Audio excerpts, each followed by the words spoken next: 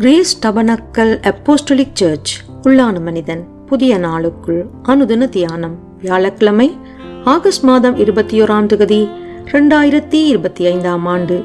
இன்றைய தியான தலைப்பு சமநிலையான வாழ்வை தேடுபவர்கள்.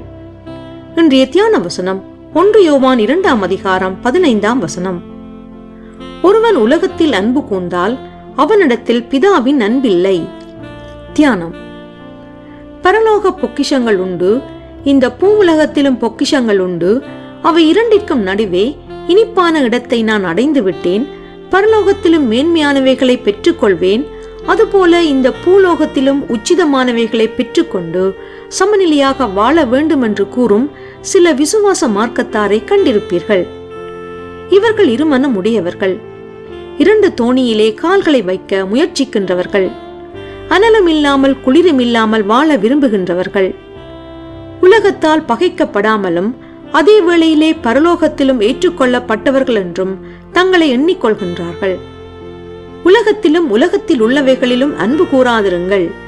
ஒருவன் உலகத்தில் அன்பு கூர்ந்தால் அவனிடத்தில் பிதாவின் அன்பில்லை. ஏனெனில் மாம்சத்தின் இச்சையும் கண்களின் இச்சையும் ஜீவனத்தின் பெருமையுமாகிய உலகத்தில் உள்ளவைகள் எல்லாம் பிதாவினால் உண்டானவைகள் அல்ல, அவைகள் உலகத்தினால் உண்டானவைகள். உலகமும் அதன் இச்சையும் ஒளிந்து போம். தேவனுடைய சித்தத்தின்படி செய்கிறவனோ என்றென்றைக்கும் நிலைத்திருப்பான் என்று பரிசுத்த வேதாகமும் தெளிவான எச்சரிப்பை கூறுகின்றது. பிரியமானவர்களே, தன்னை விசுவாசி என்று கூறிக்கொள்ளும் ஒருவன் 2 ஒரு பக்கத்தில் நிற்க முடியும். இந்த உலகத்தின் போக்கில் வாழாதபடியால் உலகம் அவனை பகைக்கும். அவன் உலகத்திற்கு ஒத்த வேஷம் தெரியாமல் தேவ சித்தத்திற்கு தன்னை ஒப்புக் கொடுக்கும் போது அவன் தேவனுக்கு பிரியமானவனாக இருப்பான். அது ஒரு பக்கம்.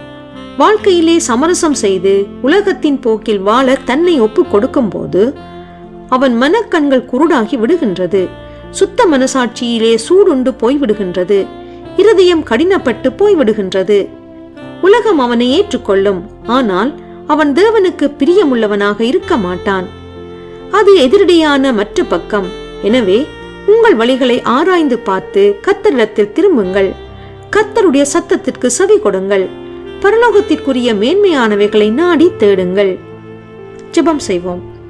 என்னை அழைத்த தேவனே, போலியான உலக தத்துவங்களை பின்பற்றி உம்முடைய வார்த்தையை விட்டு விலகாதபடிக்கு நீர் என் கால்களை ஸ்திரப்படுத்தி நன்மையை கண்டடைய வழிநடத்தி செல்வீராக. இரட்சகர் இயேசு வழியாக ஜெபிக்கின்றேன். ஆமேன்.